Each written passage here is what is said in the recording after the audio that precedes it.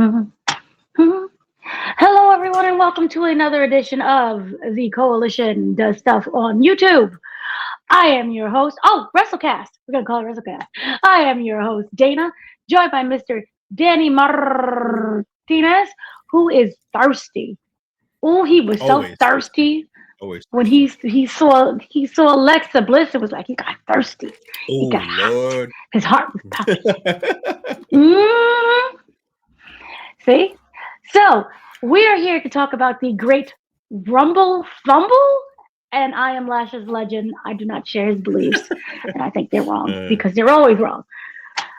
I guess we'll just get into it. What is your immediate reaction after watching that 3-hour show, which is not bad? I'm liking these times. It's not sad. Boo.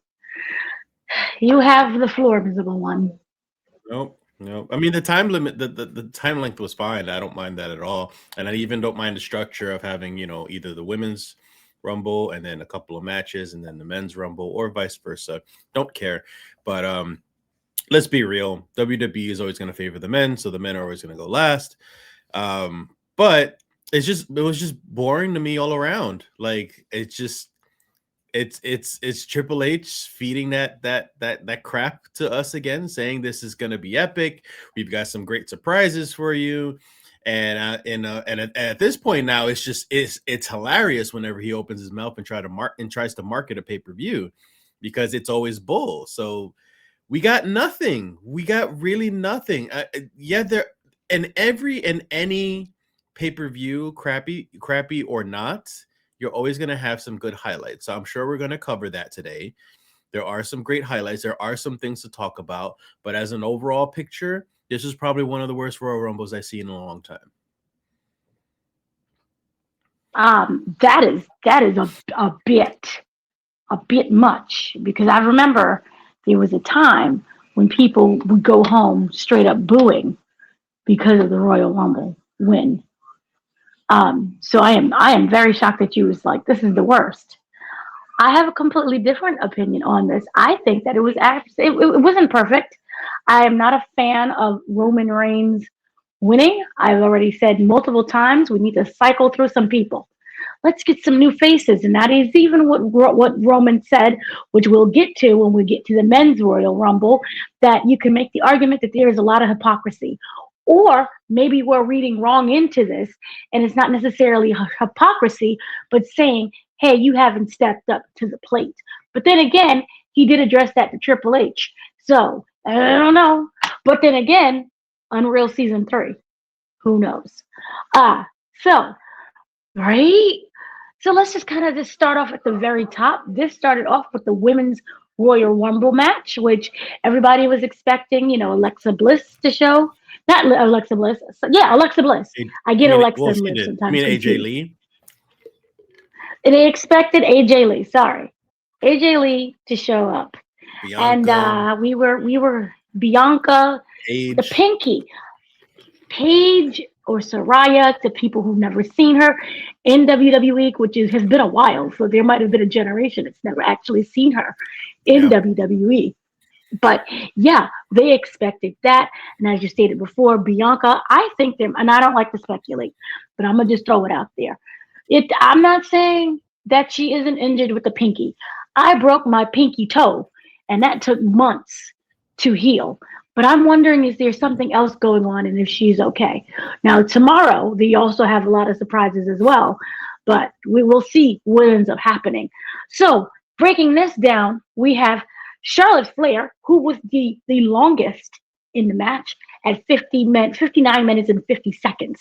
Alexa Bliss, Kiana James, who I didn't know. I was like, who's that? And he was like, Nia Jax, Ivy Nile, Lola Vice, who was eliminated first. I don't know who that is because we are not like hardcore NXT watchers.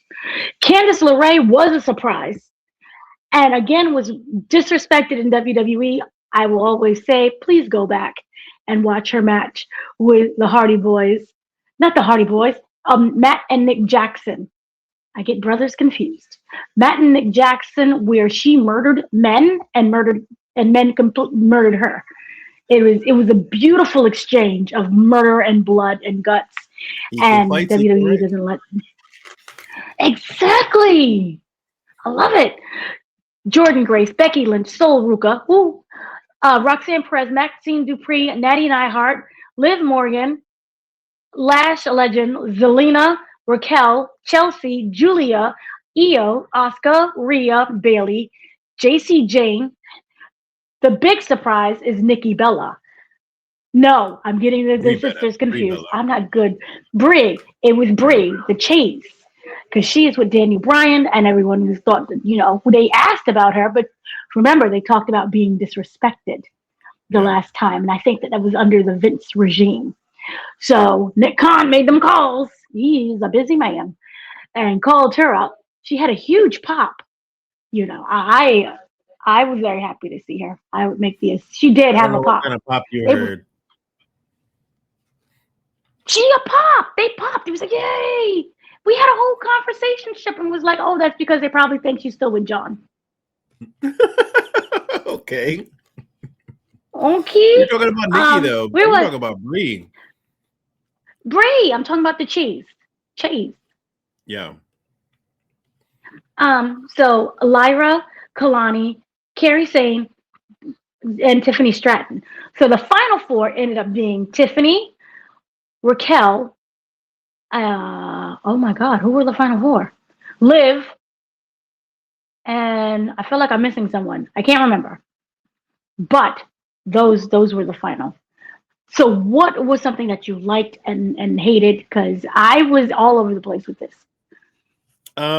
It was very slow. It honestly did not get good at all until the final four. And we got some good spots, we got some good momentum, a lot of stuff going on. So I enjoyed that. And I also enjoyed Lash. I don't know too much about her. I've seen a couple matches. I haven't again, we don't watch NXT like we used to. So I know of her and I've seen a little bit of her. And she was like, okay, she was fairly impressive. But when I got to see her in the Rumble, I feel like that was the best I had seen out of her, especially eliminating all those women. So I felt like she was kind of like the Brock Lesnar of that match right now. So it was really nice. So I like that little push with her. And then aside from that, yeah, just the last four. When things got really good, and then even the last three when they were all hanging on for life. So Ruka did a double soul snatcher, and she tried to do it again off the apron too, and obviously she got herself eliminated. But yeah, we got Liv as the winner. I'm okay with it. I love Liv. I just don't know where everything's going. I semi-agree with you. It was very slow to begin with. Royal Rumble matches in general, for me, tend to be a mess. Women's Royal Rumble matches tend to be even messier.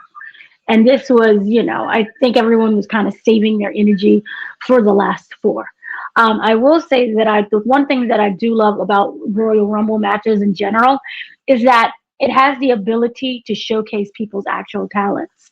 And this is when we had Lash. Lash made a huge impression on me.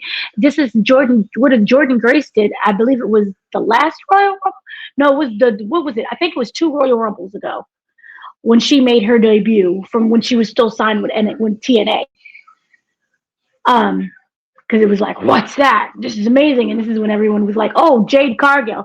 Remember when we thought Jade Cargill was going to be impressive?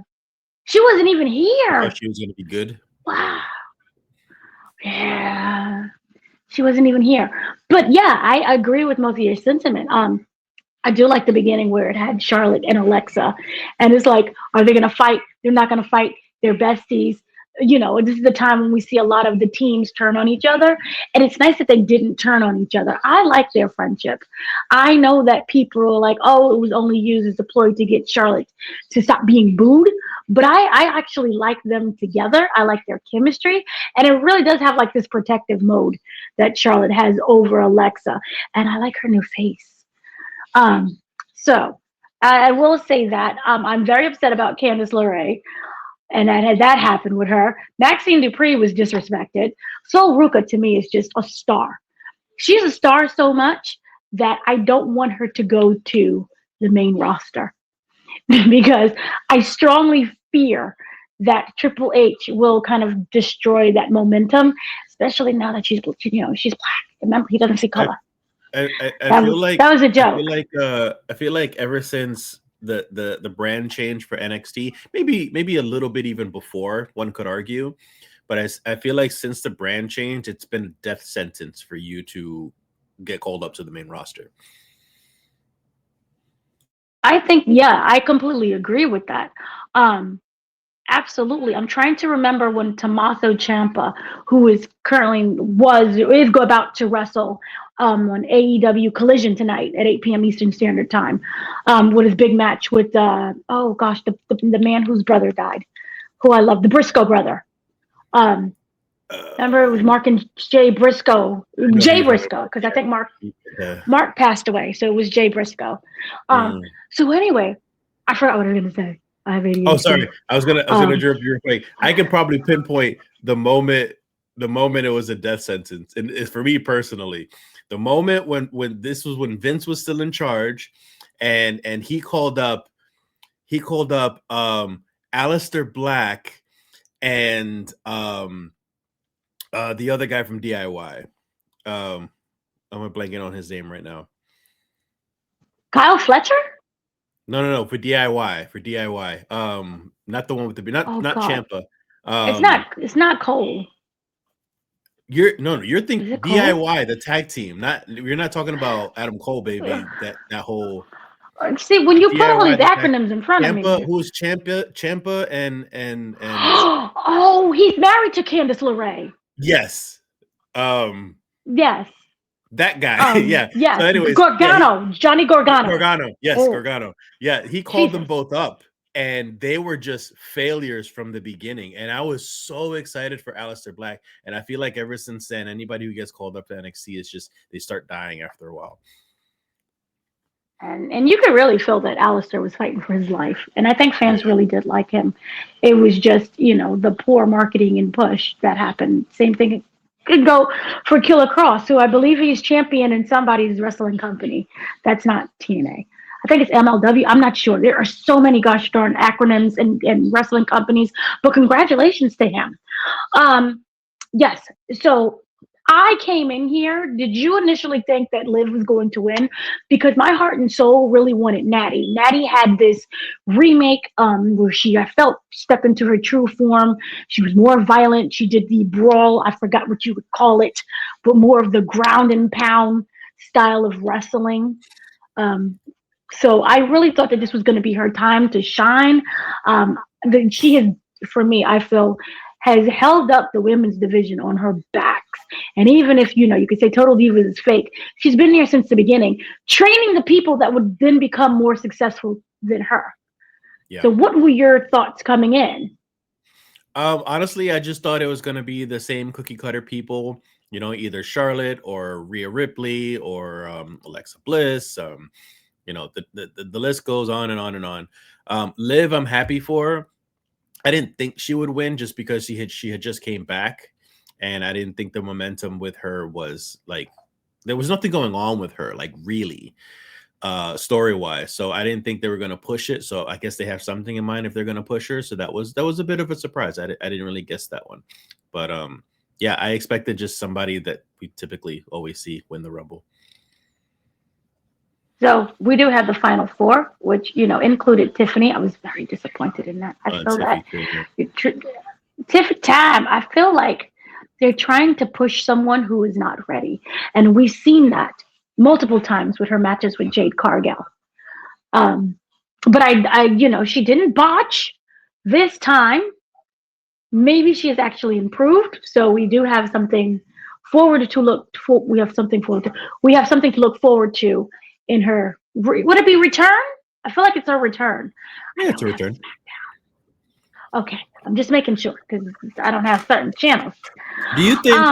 I have a question for you. Mm-hmm. Do you kind of think that they're afraid of pushing newcomers with this criticism going on right now?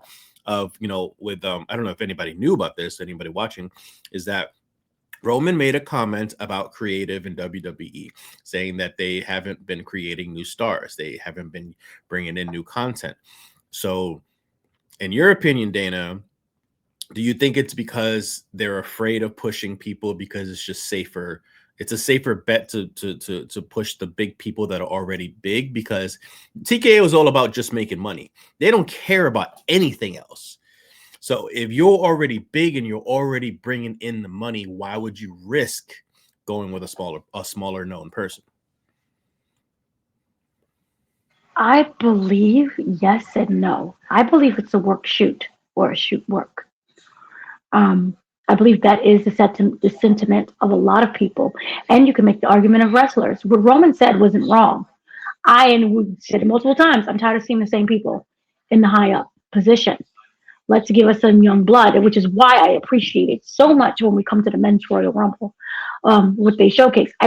Can we get some longevity? Because I do feel that what they're doing is there's a lot of stop and starting, and it becomes very frustrating. And we are in a year 26 where a lot of wrestlers are retiring. Brock is gone, going to be gone, hopefully forever. AJ, we'll get to that. Said that he wants to retire this year.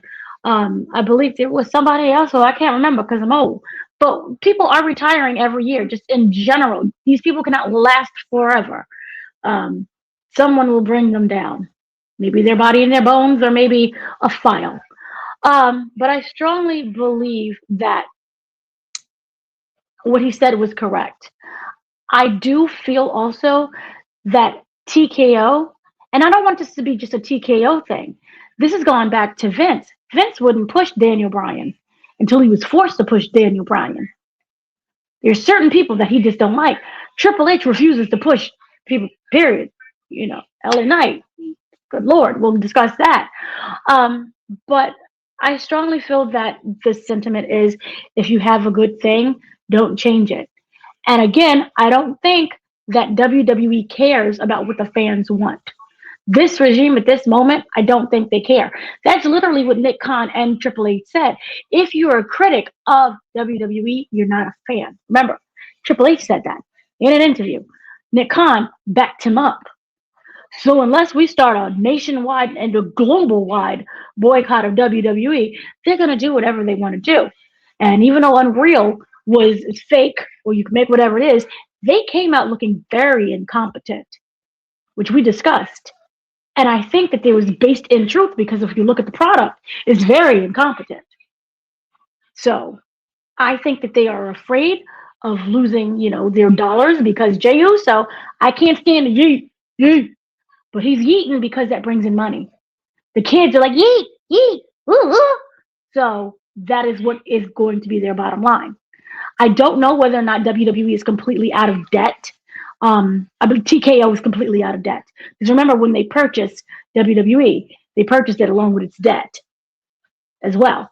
So I don't know what's fully going on there, but for them, they feel this is not a broken thing, so it's going to stay as it is. So we probably never get to know get some changes at all until maybe some companies change hands. What if the Saudis bought it and then it becomes like, oh, new people? That'll be interesting.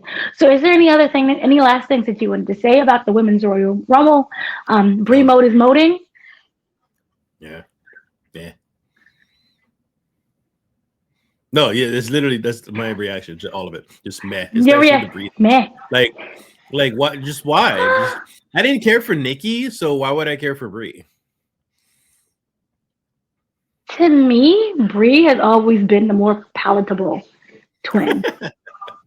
I could agree with that. Has been. But they both just never brought anything for me.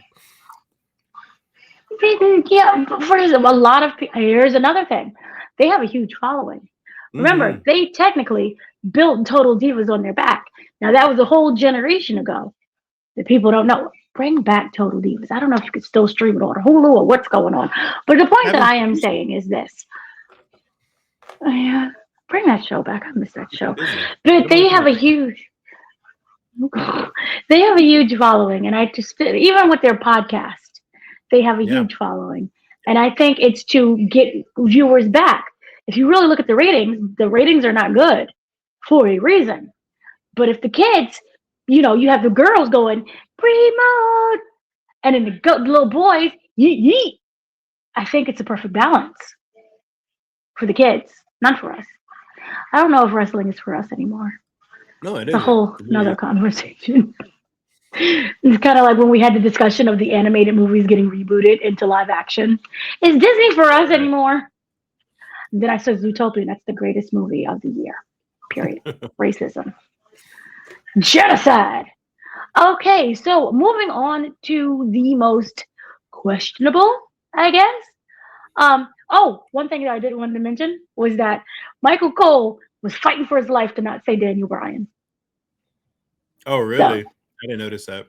he was, because he was fighting for his life not to say that. What else was it? I'm trying to think of anything else. Oh, the whole Kerry Zane eliminated Asuka. I felt was like, man, no one really cares about that. Nia Jax, I do have to say, congratulations on the weight loss, and I think she's improving with her wrestling. She's able to move around easier. I am going to assume. The thing So is, she wasn't bad, her weight but they was never the chanted, "You can't issue. wrestle." I never minded because Okay. we've had big wrestlers before. I mean, look at Awesome Kong.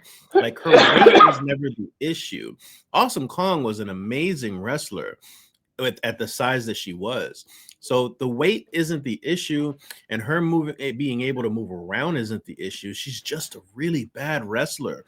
And what I care about is that if she's improving with her wrestling, not her moving around, not her weight, but her wrestling ability. And I still don't think that's enough for her to be pushed in any way. I don't know why she's not like, if they're putting her on television, it should not be in the main roster. She should have been in NXT for the past 5 years.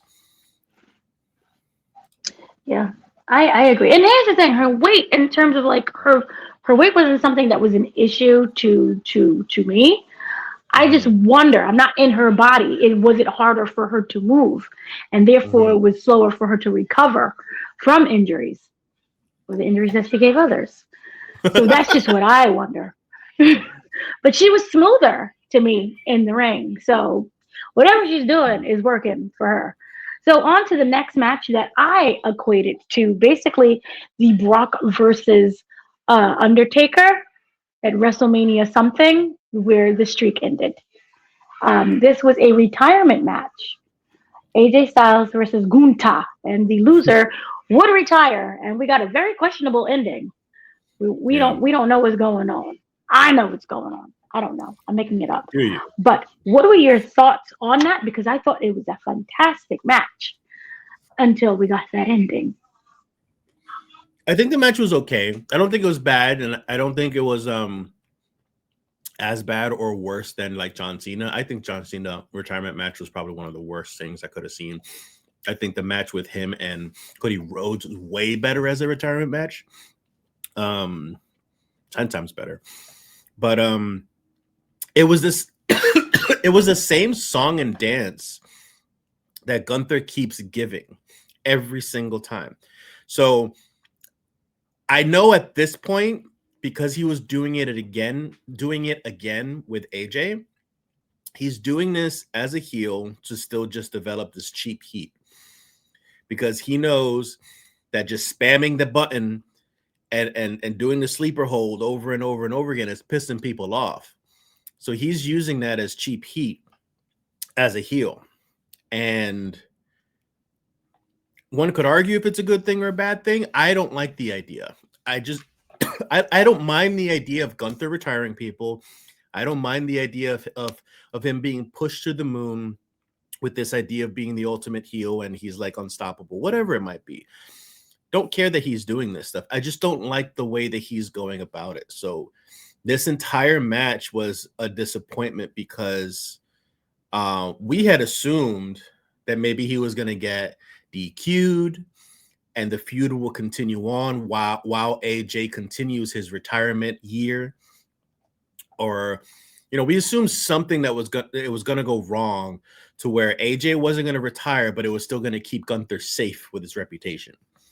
And that wasn't the case. We just got freaking AJ's just retired. And I just didn't like the finish. it was just as boring as the Cena thing. The rest of the match was okay, but it was just boring. And then we got this questionable, AJ taking off the gloves. He was about to take off the boots, but then he doesn't. He puts it all back on, and he's just like, "Hey, say, go cheer for me." And what does that mean? Does that mean that he's saying no to the stipulation, that he's not going to retire, or does that mean, oh, I know a loophole, I'm going to go to TNA and finish off my retirement there?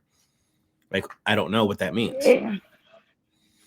I did. I'm not gonna lie. I expected Jericho to pop up, either one to DQ everything, or at the end when he was like thinking about it. I expected break the walls down, and then Jericho to pop out and was like, "Come join me in TNA.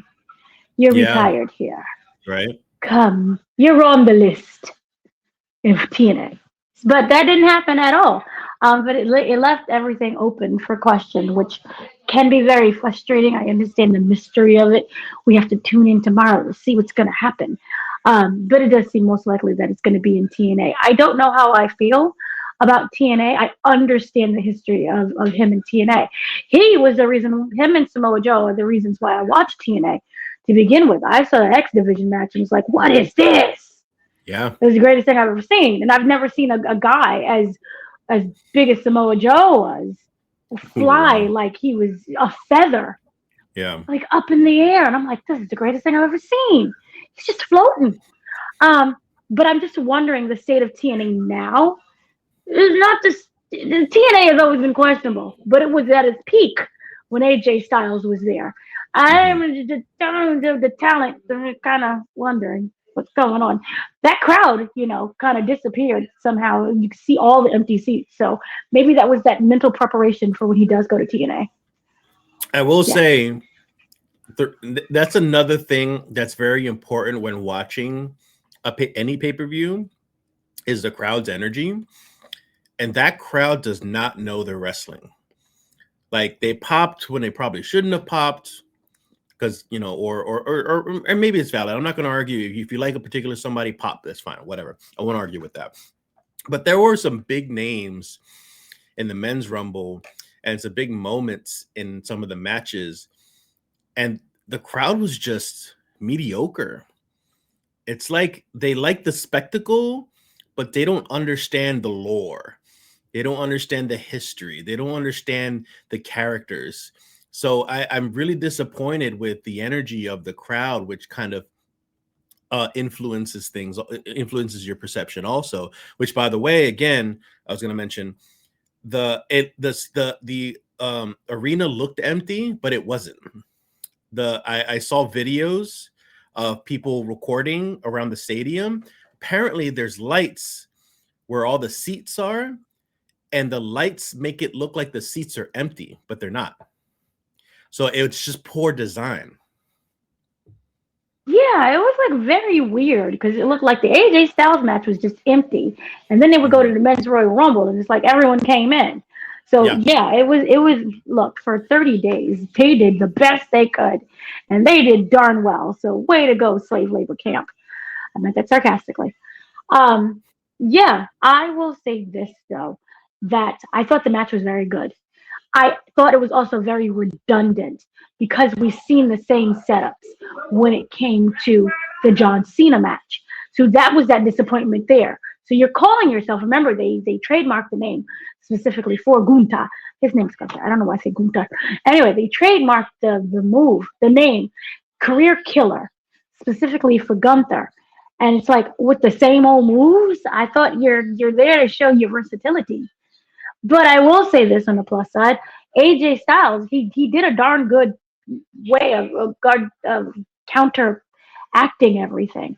I thought it was a very well-balanced match. It just kind of fell apart with the redundancy of the moves and even the whole sleeper hole situation.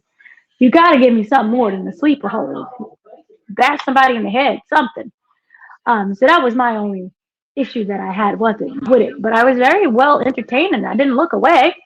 Even when I was staring at the empty seats that weren't empty, I was like, "Oh, this is good." But yeah, so the assumption is that he's going to just basically go to TNA and finish out there. It's not like he can go to or MLW. Because I think CMLL is AEW. No? Okay.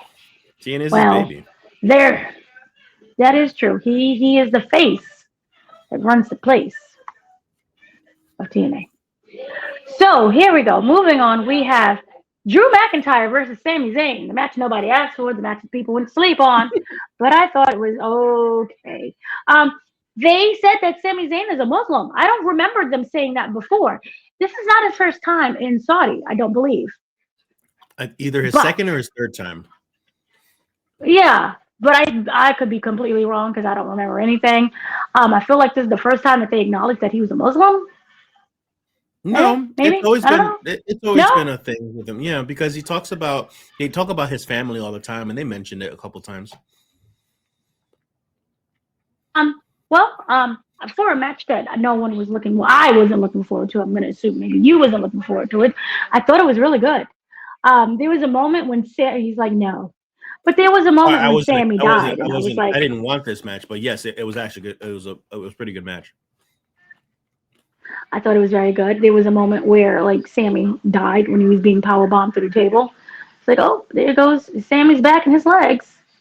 But he's alive. He sold it so well, which just kind of shows how great Sammy is as a wrestler and in this style and technique that maybe he should have won the Royal Rumble or even been in it.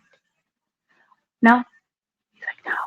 Well, at least he should have won. I mean, honestly, I thought he would have won this match with Drew just because he's in Saudi Arabia. But I mean, I don't know. Again, I don't know what the outcome of all this means. Like, Drew's already had the belt before. He had the belt when he was a face, and it was kind of short-lived. So I'm wondering if he's just gonna do better as a heel and hold on to it for a while, or do they have other plans, or is Zayn still going to try to pursue it and try to win it somewhere else? But I don't know. It's just, I don't see what the future holds for anything that's happened in the Rumble. That is completely true.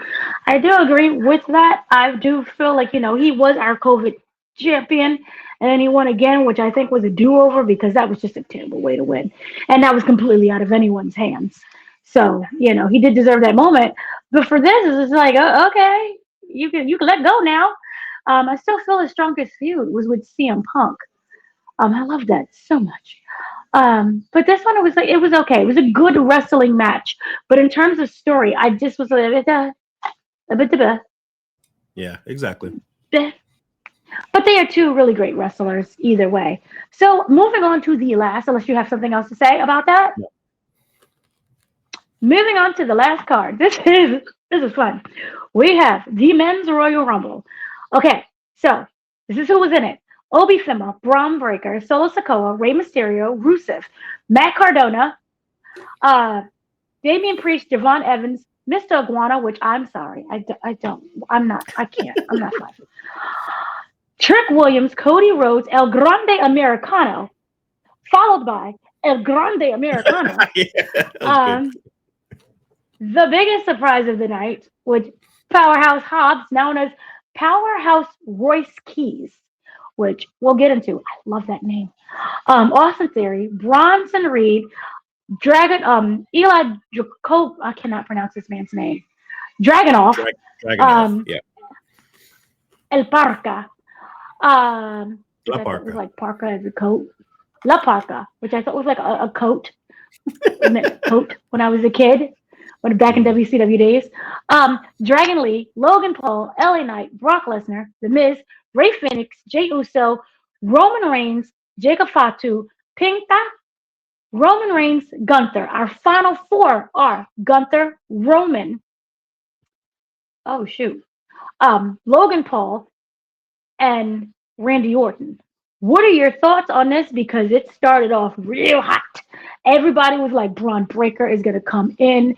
It's going to be a murder scene between Braun and Brock. And baby, Braun Breaker came in after Obafemi. And he was attacked by a mysterious goon who threw him out of the match. It's got to be Seth. Or someone posing as Seth for now, because Seth had said that he's not in Saudi. They could easily have somebody with the same build. he's playing Seth, and then when Seth is ready, it's actually him, you know. So that was unexpected. I love they did that. And kudos to Braun for taking it like a champ and still continuing on with a story rather than worrying about the Rumble. You know, this is what I like to see, is to continue some sort of story, whether before, during, or after like the pay-per-view. And so that was really cool. I like that a lot. So and it just we see Obafemi just still eliminating people afterwards one by one, and it gives you that Brock Lesnar feeling, and I love that so much because he deserves that. So it's just like, oh yeah, I could feel it. And of course we see Brock Lesnar come in eventually, and Brock Lesnar is face to face with Oba, and it's almost like staring at a weird mirror or something. So it's because the both of them are just massive. I will say this: the women's match made me excited to see breakthrough, the possibility of breakthrough wrestlers. This is single. The men's match made me excited to see showdowns and matches, potential matchups that we could have in the future. And I kind of wish there was a balance between the men's and the women in terms of storyline. I mean, yeah, you had the cute little Asuka throughout Kyrie saying, "Oh, if you're going to be trouble," but it wasn't as gripping as it was previous years, where we get like actual showdowns. So that is what I loved about this match. And Braun Breaker, that whole thing, I felt set the course for the unexpected, the possibility of an unexpected moment in the men's Royal Rumble. You say that it was Seth Rollins. I'm like, it could also be Austin Theory. And I'm sorry, I'm gonna still hold on hope. Jericho, he gotta storm in there one day. He's used to storming places. But could you think of a reason why Jericho would even be involved in something that he had no involvement in at all? Like he's coming back from a 6-year hiatus, 7-year, 8-year hiatus from WWE. So all of a sudden he's gonna involve himself with a random, I guess to him would be a nobody, because he's like a newbie. Braun is like a newbie in a sense. So it's just like I don't know where the story would go with that. But then again, a lot of WWE storylines can just be a lot of time they can be forced. They're just forced into it just so for the sake of giving somebody something so they can get started. CM Punk, when he first came back, which was Survivor Series, remember everybody was ready to turn off the TV? We heard and Seth Rollins lost his mind. And that set up the feud between CM Punk and Seth Rollins. Seth was not there when CM Punk, from my understanding, I could be wrong, I'm old.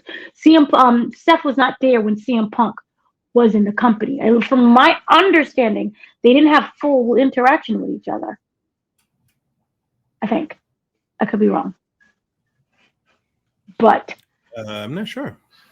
Because it was like 9-something years that he was gone from WWE. Seth Rollins. I mean, they've worked together before, but I know it was in the indie scene. But not in the indies. Yeah. It doesn't really count unless it's WWE. Yeah, they can bring up the past. They've done that before, only recently because they acquired everything. But I don't think that they, like, in WWE had a feud until he came back. So therefore, that's why I say you can just set up things magically out of the blue. And sometimes it works out the best way. It's very organic that way. So for me, I liked it. But the feud with Seth and Punk was organic because even though they didn't interact with each other while they were in the company together or in those separate occasions, what started the feud was real beef because remember, Punk would still do interviews, and so would Seth. And this was when Punk wasn't even wrestling yet. And Seth would call him a cancer. And Seth would call him all these names. And then Punk would, clap back and say something about him and his mama or whatever it might be. So the feud started in real life on social media or just media in general. So, and people were aware of it. They were aware of the animosity. So when Punk finally showed up in WWE, everyone's like, "Oh, Seth is finally gonna get what he wanted." So it was almost like a naturally evolving feud because of real life. I can see that. Yeah, because now that I'm remembering it, remember Seth was in NXT when CM Punk was like reigning in WWE at the time, and they were friendly-ish to each other. They talked, but in terms of matches, they never had a match before. So I can see that kind of organic, as you talked about rivalry, where Seth did say multiple times, "Oh, when he left, I tried to reach out to him, and he just didn't talk to anybody." So he did show like the arrogance of the backstory. Now I'm just trying to figure out like the Steiner, maybe something involving the Steiner brothers and Jericho, if that was the case. Because I'm like, wait, he did. I think they feuded. Rick or Scott, somebody feuded, and now you're wrestling the son. It's like, I'm going to destroy your son to get to you. But it didn't happen, or at least not yet. We don't bring back the Steiner. Well, we know they're in the back because we see it in the videos all the time, the WWE posts. So bring him back and be like, I'm going to kill your boy. I don't know, but we don't know who the person is. He says it's Seth. I'm holding on to hope that it's Jericho. Maybe Jericho comes back after WrestleMania. Who knows? He has to get into the shape. So we're waiting for that. But as I was stating, that was a huge, amazing opener.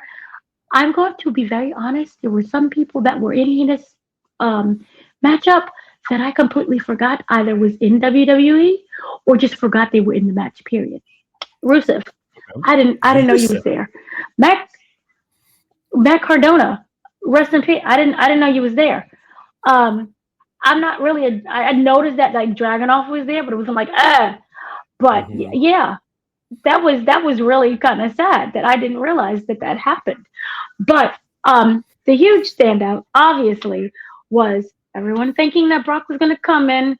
I was very sure. You was even very sure he was going to come in, decimate everybody, and win. Is this his retirement year? And Nick Khan did make a statement saying, we're going to bring him back. He ain't do nothing wrong.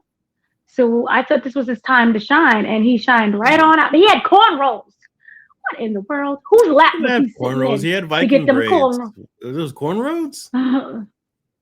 Those look like cornrows. Look, we watched it on a very I'd have to look at it. Yeah, that's true. Yeah, I'd have to watch that again. Maybe it was cornrows. I gotta it looked like cornrows because it would. I don't know. I am going to assume cornrows, but either way, he had to sit in somebody's lap to get it done. So, Sable, who are you doing his hair? Who's doing his hair? Or his daughter. Sable or his daughter. Yes. What was your thoughts on Braun? Not Braun. Brock got eliminated. I was like, So let's get this straight right now. I don't agree, and nor do I want Brock involved with WWE at all whatsoever. I don't agree with everything that's going on politically with him. But I respect the fact that he can go into the Rumble and not make it about himself. And that's what it seemed like what happened. He went in there. He's still the monster. He's still the machine. He's still messing things up. But he was taking some good bumps. He was taking some good hits. He almost, fell over a couple times. And then he had a couple of, face-to-face moments with Oba, almost like, he wanted to start a feud with him because he was like, he's impressed by the guy.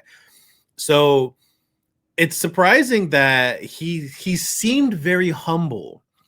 And then on top of that, the way he got eliminated was very humbling also, because he got eliminated off screen while Jey Uso's freaking 50-minute intro is going on, which I could have called it, but it at least happened. Me and you were watching Jey Uso's intro, and I messaged you and I had said, watch 2 more entrants come in by the time Jey Uso makes it to the ring. And at least one did. So, and then he still had to run it back afterwards. So the Brock Lesnar moment was actually very impressive. I'm impressed that he was able to humble himself with that stuff. Yeah, that's pretty much it. I think my conspiracy theory out of it is mostly just because the company wants to still drip feed him to us. I think the company still just wants to be very cautious about not putting him in the spotlight too much because of everything that's going on. So they're just drip feeding us his aura in order for him to eventually be accepted again, which we know it's going to happen. I'm pissed about it, but it's going to happen. Yeah, and I want to be very clear. I think it's absolutely disgusting. He was named multiple times in the Janelle Grant lawsuit. This wasn't like a one-time encounter. It was in the 60s in terms of how many times he was named. Very vile, very disgusting. We make a lot of pee jokes, but it's not funny at all what allegedly happened. But I do think that they're slowly going to, as you said, it's stated, it was at first a very arrogant call about, just throwing him in our faces despite people's protest. But I do think that they're kind of, working it in there for him to come back. I think we're going to get, maybe a full-time Brock this year, because it is allegedly assumed that it is his last year. So I do think that they're going to take that way of, like you stated, the more humble approach with that, so that maybe he's not completely booed. Because remember, this is overseas.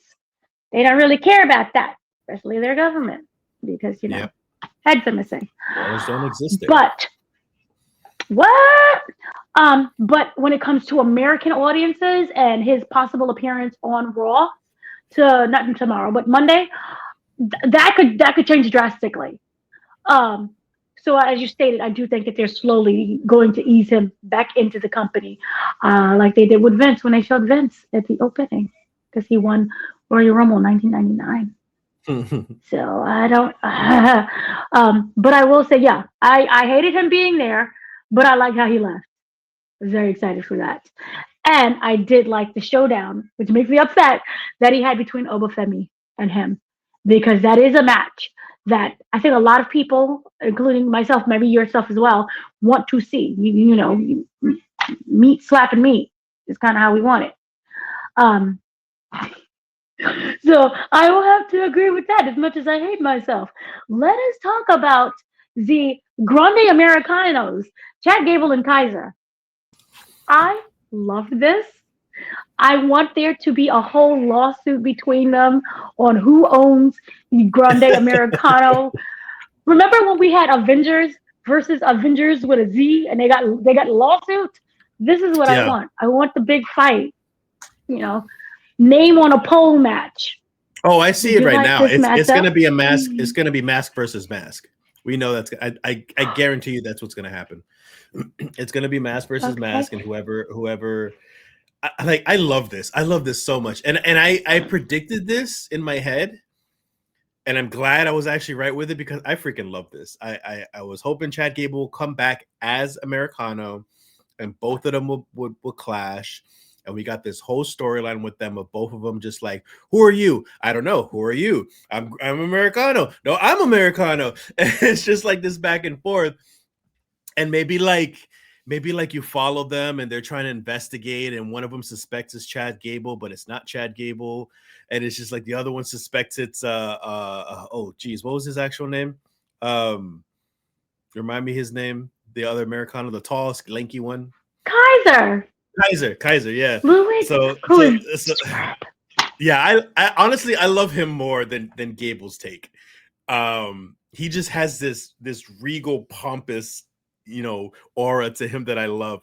But yeah, I could see this going on for a while. I have no faith whatsoever with Triple H to make this stick. Like, I could write this for you, Triple H. I could write this, and I know you're going to fumble this so badly, but I would love for this to continue throughout the year, and eventually we have something like a mask versus mask, and somebody's going to finally be revealed as like the fake Americano or something. This is when I hate to say this, maybe Michael Hayes will come through. Because as you said, I have no faith in Triple H. Road Dogg is not going to do it. Road Dogg's going to do it. No, I'm confused. I don't know what to do, man. This is overwhelming. And then he just leaves in the middle of a meeting, crying. Yeah, but I said it was perfect. And again, I have to reiterate, one of the biggest things in theater is never let the understudy get your job because they are so superior than you. This is how Faith Hill got popular, because remember Whitney was Whitneying back in the day on the Grammys, and Faith Hill had to step in, and that's how we knew who Faith Hill is. And a lot of things also in theater that's happened. It's always been the other understudy that gets the role, and we're like, who's this? And then you forget about the original. Louis Kaiser, for me, is superb. As you stated, the regalness. He speaks Spanish more fluently than Chad Gable, it feels like. Like, I'm just like, it's listening to water. It's just as silky the way and he's so proud of it, too. Yeah. Yeah. I'm like, yes. And he's with that ring announcer from the Spanish ring announcer. Yeah. He's like living the Hispanical dream right now. So I'm for it. Let him win. I'm sad for Chad Gable, but he got the beard now. Maybe he'd just be like, he'll get the Baron Corbin treatment. Remember when Baron was poor after being a king? So like he lost his title as Grande. So he loses the mask, and then it's just a downward spiral. That would be funny. Yeah. That would be great. I wanted to quickly mention Javon Evans is only 21. It reminded me of when Rhea Ripley did the very first War Games match with the women. Ooh, I love him. I'm so excited for him. Please don't let Triple H realize he's black. Moving on to someone else who's black. Moving up to another black person. Royce Keys. I love this name. Powerhouse Hobbs. What are your thoughts on his kind of debut in WWE and kind of sparring it up with Cody, who's like was his boss? I mean, this was an unexpected surprise. You know, we have some theories of who's going to show up: Kevin Owens, Seth Rollins, Jericho. We pretty much had nobody. But then Powerhouse Hobbs comes in, and I was shocked. I was surprised. I was happy. Again, I go back to the energy of the crowd is important. And it was not there at all. Nobody knew who this guy was. So it go ahead. It just breaks my heart to just see, like, you spent all this time to build an arena and have this pay-per-view to half-ass fans. First of all, they're doing this only for the money. They don't care if the crowd knows who these people are or not. I'm surprised that a lot of the women got over, especially when you watch the very glitchy, perfectly technically botched kickoff show yesterday. So the women got a huge pop there. But I will say this is the crowd at WWE, and this goes back to WWE and marketing. They only care about the money. They don't care whether or not you know who these people are. WrestleMania is going to be, from an audience perspective, a disaster. They don't know who these people are. And we're going to have the biggest show of the year with the crowd who still, remember, there was reports that when they asked for WWE to come to Saudi Arabia, they wanted wrestlers who were already dead. They didn't know that they died. So this is what we're dealing with. Yokozuna. Yokozuna was probably dead when I was a teenager. Like, come on. What are we doing? But this is the crowd that WWE wants because they don't care. It's all about the money. I was trying to do a Shane theme song and just completely forgot those lyrics. Yeah. Yes. So, yes, they don't care. But I will say I am looking forward to maybe only being slightly disappointed with Powerhouse Hobbs. They didn't announce what show he's going to be on. We don't know if it's NXT. The assumption is NXT, but we don't know for certain it's NXT or Raw or SmackDown. Please just be on Raw because I don't know how to under-channel. I mean, if you could bring up Jade Cargill of all people straight to the main roster, and she had shown nothing. She has great physique. Like, we already know that she looks amazing, but she didn't show anything that was like awe-inspiring that deserved for her to go straight to the main roster. You can argue Powerhouse Hobbs. If you don't know who Powerhouse Hobbs is, then go watch his old stuff. But I feel like he can go straight to the main roster. Give him the Jade Cargill treatment. And I'm kind of wondering, just an assumption, AEW offered Hobbs one of the biggest contracts that they had for him to stay. And obviously he refused, and he removed to WWE. I am wondering what led to that factor. Is it because WWE is the big brights and lights and Cody? I am going to assume that they got Cody to recruit, because come on, he was the owner who brought everyone in to AEW. So I'm kind of wondering if it's like, hey, come on over. They got Cody to bring in Will. But I'm also wondering if this is Tony's fault. And I think, obviously, there's a balance, and it's definitely part of Tony's fault. It is the stopping and the starting.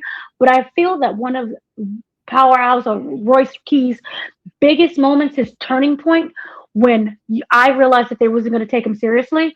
Remember when MJF no-showed? They have this huge storyline. It was supposed to be MJF versus Powerhouse Hobbs. Mm-hmm. And Powerhouse Hobbs was going to win. Remember, but then MJF, on real thing, threw a fit. He no-showed an event. He half-assed the match. And so it's like he won, but it's like, that he won. Solely because of how MJF acted. That, to me, was the moment I feel, or at least for me as a fan, was like, they're not going to do anything with Powerhouse Will Hobbs here. Yeah. This is going to be a disaster. So even if you offered all the money in the world, I think he's moving, to WWE for new opportunities. And I do hope that it's not like, let's go on NXT and go play with, what's his name? Ricky Stark, who I feel is a whole other injustice that they're doing with him.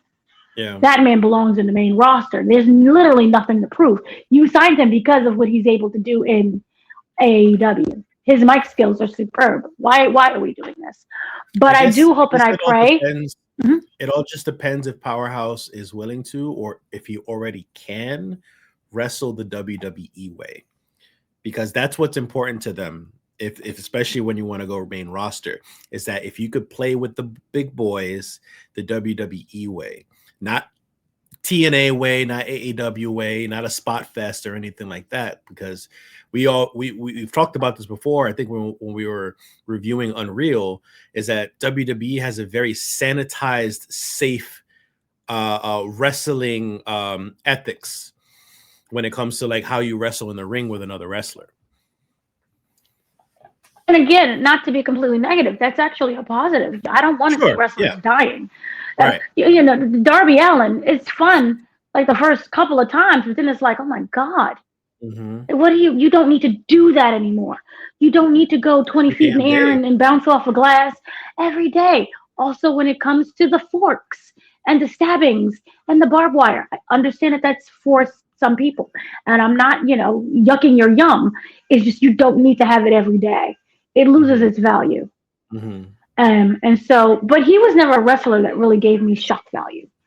We're going to just do the flippy floppies and stab people in the eyeball because, we're edgy. He, to me, is an athlete who I feel can adapt to the style of WWE. And that may actually be more beneficial to him in a way, go up in there, go, throw some people around, and that's it. Again, big meaty men slapping meat. I miss Big E. He would have been great with Big E. Yeah. So that's what I have to say. And also a harmless plug. I will link in this video in the description below. I interviewed Powerhouse Hobbs, and he talked about everything that he wanted to accomplish in AEW, which obviously he didn't accomplish. So now the question is he going to be able to accomplish that in WWE? So I will link that interview that I had with Will Hobbs when he was in AEW as Will Hobbs. He's now Royce Keys. So moving on. One of the other standouts, unless I'm missing something else, is we had Logan Paul. I can't stand. I am so happy he got eliminated. He was in the Final Four, but the biggest one, LA Knight got screwed over again. I'm not a fan of LA Knight. I am so sorry, but I know you are, and you cried. Thoughts? I could not argue with anybody. And when they say the reason why they don't like LA Knight is because either one, he's old, because he is, and two, he is a ripoff of a Stone Cold The Rock type of amalgamation thing. I 100% agree. I don't think it should be valid for you to judge over that, because sometimes that's what you need in order to get over is, a certain type of swagger, a certain type of attitude, a certain type of character. And everybody kind of rips off of everybody. I mean, we're in an industry, this wrestling industry, where people can sometimes steal your moves. Kevin Owens now has a Stone Cold Stunner, for example. Seth Rollins does the pedigree now. Things move on and pass on and gets copied and ripped off and all throughout wrestling history. So I don't think it's valid, but sure, if that's how you feel, that's fine. I just don't get it though, because he is popular. Regardless of what you think, he gets pops. He does well with merchandise. People are always yelling his catchphrase. People go crazy for him. So I don't understand what the issue is with booking with him. And I think he's over it. They're punishing him for breaking out, which is something that, you can make the argument. I still think it's the work, shoot, work. Roman Reigns was saying, there are no new stars. Even the stars that you have, that's been with you for a while, you're not making them new. You're not giving the fans what they want.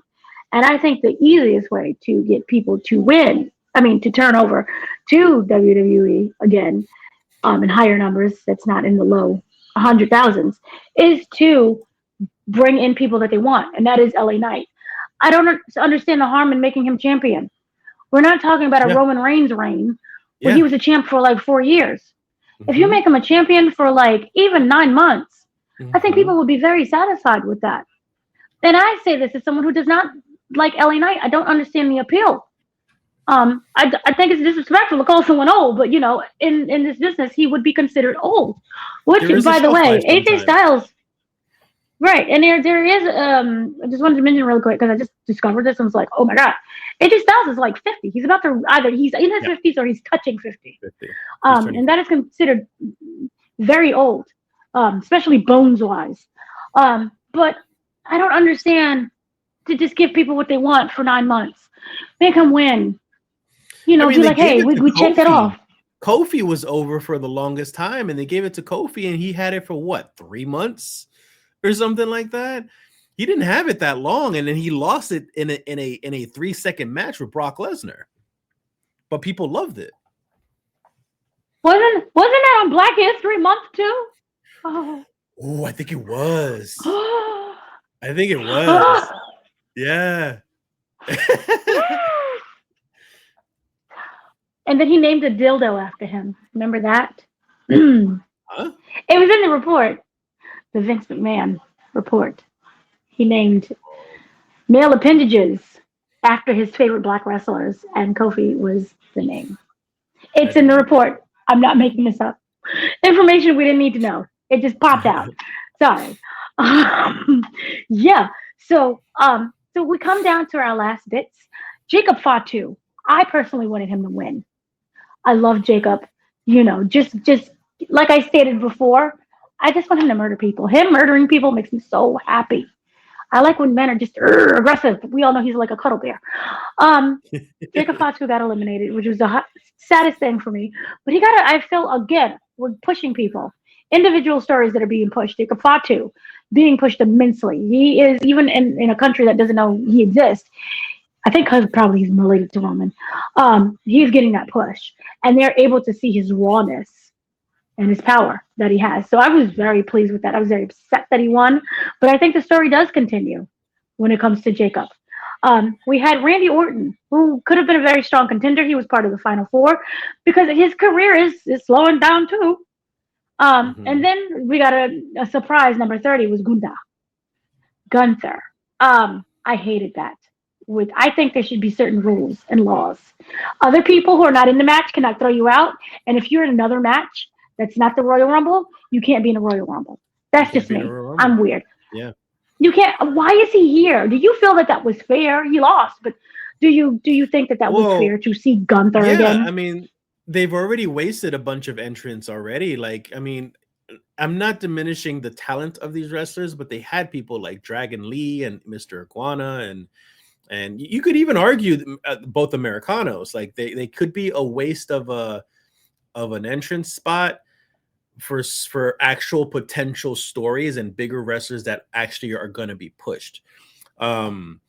Especially like Mr. Iguana. Like, it seems like every now and then, like you want to I get that you want a Royal Rumble and you want to have like maybe like one gag entrance, like something just fun and funny and wild and wacky. Sure. So Mr. Iguana will probably fit that.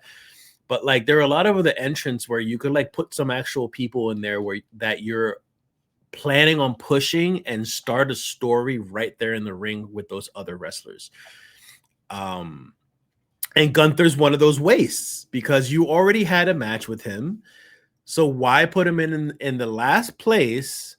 I guess is to get you wondering if he's going to win this also. Again, especially against Roman Reigns, who's not only a part-timer, but he's getting there. He's getting older too. And people will just be like, oh my God, Roman's not going to win this because he's a part-timer and we barely see him anymore. Gunther's going to win this. Oh my God, Gunther's going to win this. And we were wrong because Gunther lost, but maybe that's all it was. It was meant to be a curveball on purpose, but I just still feel like it could have gone to somebody better, somebody else. I would have to, for me, would have loved to see remove Iguana. I know the kids, Iguana. Ron Killings. Sure. Yeah. Yeah. This would have been the greatest moment to reintroduce Ron Killings and have him eliminate a poop ton of people, be angry and strong. He doesn't have to win. But to show that transformation of this is the reason. Yes, we all know why he cut his hair. He wanted to change, and he was also balding, as he stated. But that storyline was, I swear to God, get rid of Road Dogg. That would have been a really great entry point to the Ron Killings. I think he's retiring this year too. You know, to have that. We are getting so old. K-Quick. I remember K-Quick. K-Quick. I think that's when I started watching him. No, never mind. K-Quick was when he started WWE. What was he before? He was I thought K-Quick was in it was in TNA. That was when he cursed out Vince. It was like, you're a racist. What am I thinking? You're thinking of Ron Killings. No. He didn't start as Ron Killings in WWE.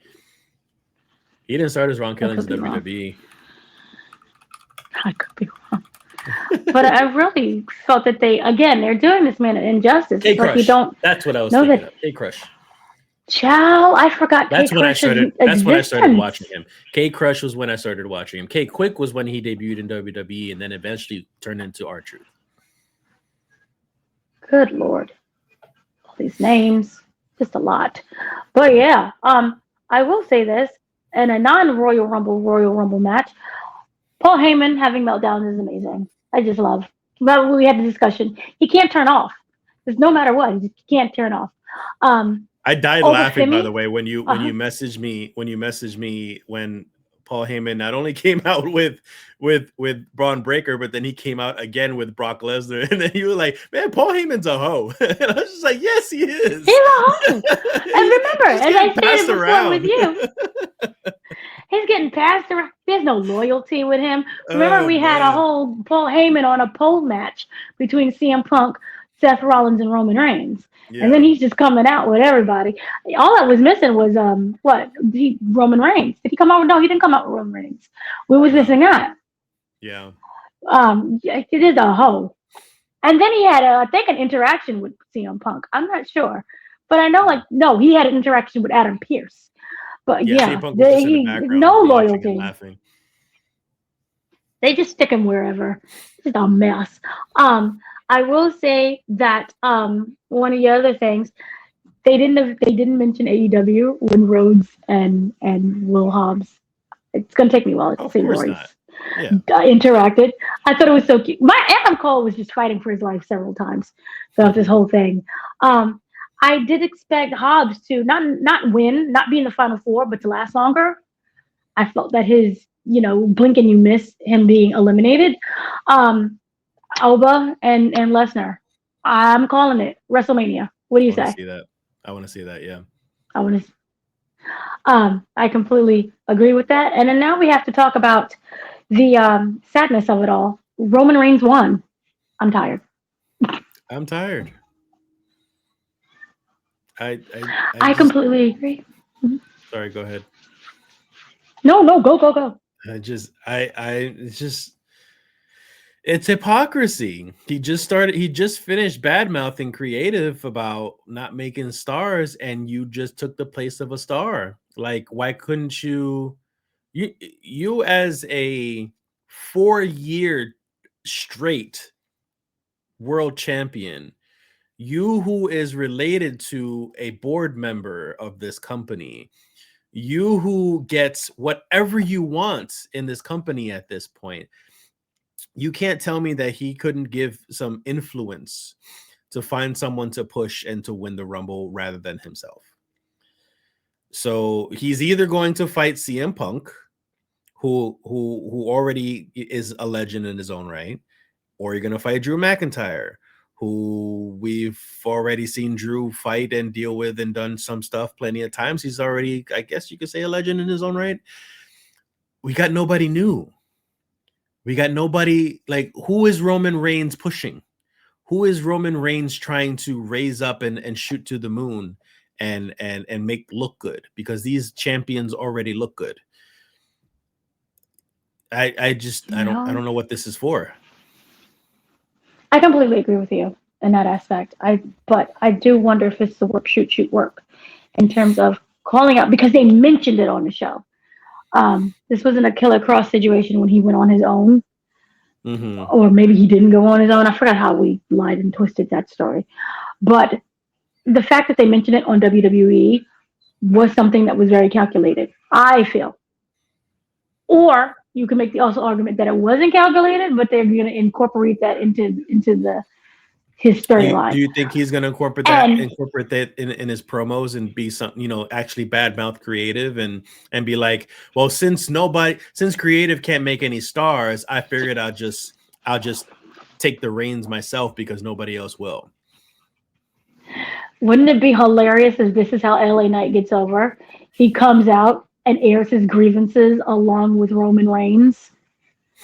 And then they just cause chaos and destruction. It's like, I'm no longer listening to creative. Screw you. Yeah. What I'm going to say is not going to happen because ICDs, I needed an ICD and I am very well aware of what you cannot do with an ICD. It really does feel like a setup for Triple H to get involved. Obviously, he's not going to wrestle. Yeah. But we're looking at Triple H on the cover of everything. He's on the promo of everything. It would be really fantastic to see an actual, like, him fighting with Triple H. And obviously not the physical kind, because he can't. But I always thought it would have been great because people always compare LA Knight to like Stone Cold and The Rock. You remember one of the biggest, most memorable, most iconic feud in WWE, period, is Stone Cold versus Vince McMahon. And that could be a new age version, Triple H versus LA Knight. And again, not necessarily physically, but they could still do a storyline together of like, there's the man and there's the rebel always causing problems. But what do we know? We're just like not fans. We're not fans. We're just haters. Am I the only one who hears a slow climb of "Here comes the money"? Because Shane, I think Shane's legit been talking with AEW. I think he's. I do not believe that. You don't believe it? I've been seeing a lot of him hanging out with Matt and the Jacksons. Oh, excuse me. AI and them talking about him helping produce for the show. AI. Okay. AI. Even if Shane was to calm down, they've got no affiliation with WWE anymore. So even Stephanie's out of the picture. So they can do whatever they want. Stephanie's there. We're just Stephanie's not working. Stephanie's not doing shit over there. Stephanie is doing Saturday Night Main Event. Remember, she had to step in because it was a huge snowstorm and everyone got stuck on planes. Oh, I didn't see that. We just watched it on Saturday. It never happened. Never happened. She's not coming over. No, I didn't say she was. I'm just saying the McMahon name isn't really involved with the company like it used to be anymore. I don't think that Vince is still there. That I'm sorry, that's a conspiracy hill that I will die on. That's a hill that I will die on that one. I just don't, unless it's like to be really petty and I hate you, Dad, for taking this company away from me. Maybe, but that's what they were don't doing want it. with the old WCW versus WWE thing. Remember when Shane had bought WCW? Oh, was it WCW? Or, no, sorry, ECW. Was it an ECW? No, it was WCW when we watched the simulcast, and it was Sting's last match against Ric Flair. Yeah, but anyway, it was a feud between son and father. Like I think that would have been great, but maybe I don't think. Well, it was a storyline. Yeah, but no, I know, but it because I remember that they would argue with each other in promos and stuff, but it didn't last very long. Like it didn't really go nowhere. It did. We got the WCW invasion. The invasion, yeah. That was a huge him doing AEW. If Shane did AEW, then that's more of like personal. That's more of just like I'm gonna show my dad what I could really do with a company. I think it's the stupidest thing that could have happened. Respectfully, look, we went through the entire William Regal situation, where William was allegedly a spy. Yeah. And remember what happened with that organization and I forgot the name of it, but it was the Asian company that was supposed to sign with AEW that ended up signing. I think it was Star. It started with a Star. It was like Starcast, Star something. That ended up signing with WWE. That was a disaster, and we're already considered. There are a lot of trolls online, and some with very valid criticisms that AEW at times is chasing WWE. And I think that with Shane there, it would make that much worse. It would exacerbate that. Very much so. Now, unless he was like a secret partner where we would never see him, never know that he existed in AEW, okay. But I doubt that. You've got to stop taking pictures, which I still say is AI. Okay. No, because the entire time me as a viewer is going to be thinking, how are we actually sabotaging your father? And yes, you can make the assumption that he's getting back at his father for one, not giving him the company, but also when we watched that Vince McMahon documentary, for overlooking him just in general, because we all knew that Vince favored Stephanie, which is a whole nother conversation into itself. Yeah, but we know why. We know why. There's documents now. So I kind of feel that it would, I'm not necessarily being disingenuous, but it would just be something where you're trying to get back at someone. And I'm not saying that he doesn't have the expertise to do it. I just don't think it would be the right public move to make, because then it would just be revenge. And then for me, I'm wondering, is he going to try to sabotage the company like others did? Yeah. Allegedly. Remember when we had the alleged Nick Khan or somebody in the WWE office calling wrestlers to get them to break their contract to go to WWE? Yes. Yeah, which is illegal in its own. I'm like, yep, that's Shane. Yeah. I can't, I don't think it would be a great move, period, at all. So, no for me. But to answer the initial question with Roman Reigns, something drastic has to change. Because respectfully, I'm tired. Also, I'm kind of wondering, Legend Killer versus Career Killer. That would be an interesting match. Just random. What do you mean, Randy versus Gunther? No, Randy's not Randy is a Legend Killer. Randy's a Legend Killer. Yeah, sorry. Forget Roman. Which is that's still a good booking. I still think that's a good booking, because whenever Randy's ready to retire, that could absolutely be a marquee thing. Oh, I was right. So Legend Killer versus Career Killer. Because again, these people are getting older, and I think they want to start slowing down. I'm starting to wonder. We didn't get a showdown in the ring, but it was really interesting that his name was copyrighted Career Killer, which is so similar to Legend Killer. Legend Killer, yeah. And we know that sometimes we don't want to have that confusion and repeat. So I'm kind of wondering, did they do that? Yes, because he's going to start retiring people, but if one of those people is going to retire, is going to be Roman Reigns. Not Roman Reigns. Randy Orton. I see R's in the head. Yeah. Randy Orton. So I'm kind of wondering. Career Killer versus Legend Killer. That's just something in my head. But yes, I'm very disappointed with Roman Reigns, and something drastically has to change. Are there any, did I miss anything? Are there any other final thoughts that you had on the pay-per-view as a whole, or even the last elimination match with the men's, which was way more exciting than the women? Sol Ruka, by the way, I love you. Yeah, Sol Ruka's amazing. The men's Royal Rumble was good.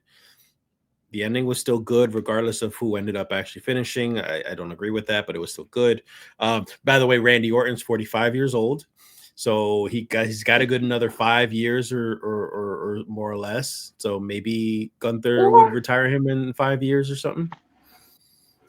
Or we could just be talking out our butt and everybody retires around Ric Flair's age. Just have a heart attack in the ring. Yeah. Which is not funny. Sad.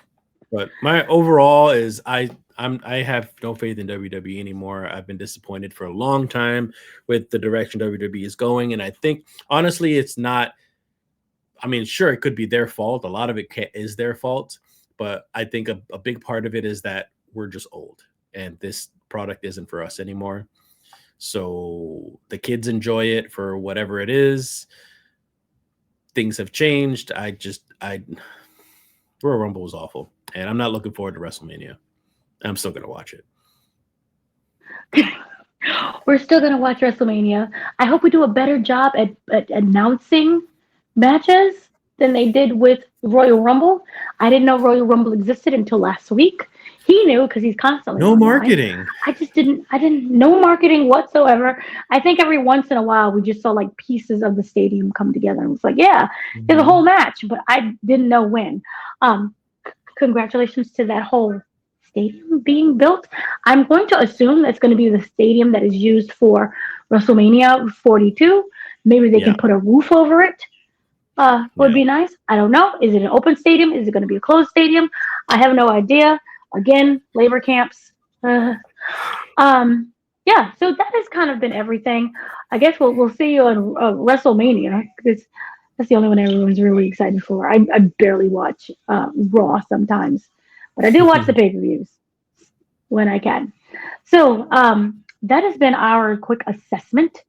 Everyone have a great day, afternoon, and we'll see you when we do see you. And check out the Will Hobbs interview that I have. So thanks.